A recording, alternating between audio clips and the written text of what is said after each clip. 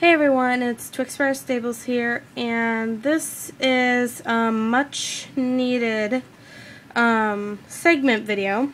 This is question segment number 3, and I asked you like 2 times, well, one video on YouTube and twice on my Facebook.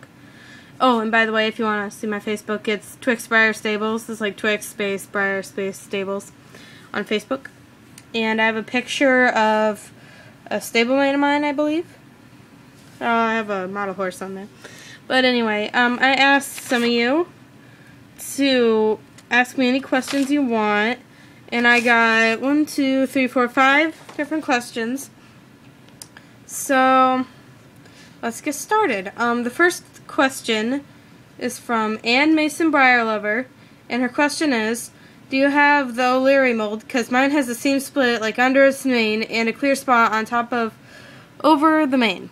Okay, well, Ann Mason Briarlover, I don't have an O'Leary mold, I'm sorry, but if you have a seam split, but if you want to like customize this model, I don't know if you do or not, but for customizing this model, you could easily take a nail file and like just rub off, like sandpaper, just rub off the seam splits where you can, and then when you go to prime it, they shouldn't show up. So I hope that helps. I don't have the actual mold, so I don't know any other tips about getting rid of seam splits. So, next question. This is from Jennifer Selby. Sorry if I pronounced these last names wrong. How many briars do you own? How many stones? How many resins? You asked, I commented. Okay, Jennifer, how many briars do I own?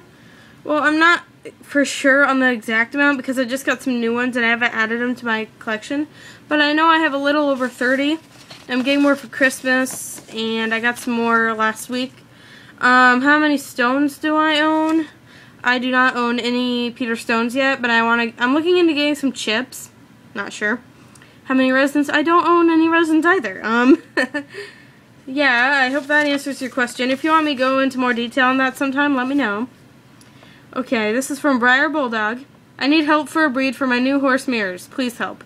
Well, Briar Bulldog, I actually took like an hour to look this up, and I found pictures of a white Friesian, and I think you should put it as a Friesian because it is more like a Friesian mold.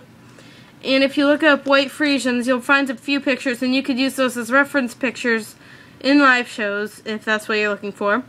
Or if you're just looking for a shelf model, I'd keep it as a Friesian too. I didn't know Friesians came in white, but I saw that there were some white and gray Friesians. And then I looked at the mirrors mold, and it looked just like it. So, I hope that answers your question. This is from Nikki3236, and she asks, how do you clean a briar? Well, I've read from different websites that if you use warm running water, warm, not hot, because if you use hot, it will melt. If you use warm, or I'd probably use cold, but warm probably works the best. And you use some dish soap like you would use on like normal pots and pans and stuff. And then you lightly rub it on your model, and then you rinse it off good, and you dry it off softly. No rubbing really hard or anything. Then that's a pretty good way to clean your model. Otherwise, if you're just going to clean it for a live show, just take like a dust rag or a soft cloth and go over the mold to get all the dust off, and then use like one of those big blush brushes to get out the little spots. That's what I do for live shows. So I hope that answered your question. And the last question I got is from Briar1197. And it says, tips on choosing breeds and classes. This one I can go into very much detail on. But for choosing breeds, first I would figure out if you want it like a draft horse, a sport horse, that kind of thing. Once you figure that out, you should go to Google or Yahoo or whatever site you use like that.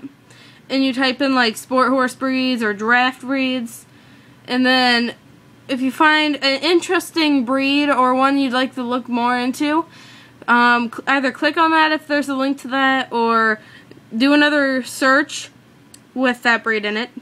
And that's how I do breeds. I also have a breed book that's really good for live shows if you get another model and stuff. And tips on choosing classes.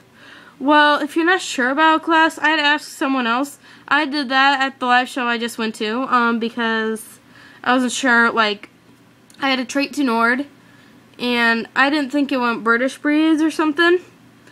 And so I had to put in another draft. And I did ask someone about it because I wasn't totally sure.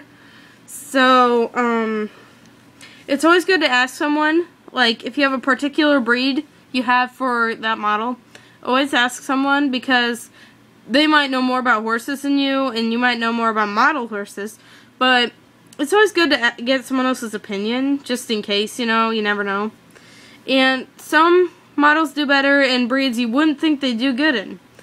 For example, I just got a custom thoroughbred stablemate, and I totally think it went in thoroughbred, but the person who had it before me said they showed it in thoroughbred, and then they got told that they should put it in Mustang or other stock or something. So they did the next show they went to, and it came home with a Nan card. And actually it has 2 Nan cards. I think they were both for that breed class thing. So I hope that answered your questions. If you have any more questions, please comment them on this video. I'd love doing these segments. More Breyer videos to come because I'll be opening lots of more Breyers and Breyer-related stuff, horse-related stuff, things like that. So any questions you have, comments, let me know. Rate, subscribe.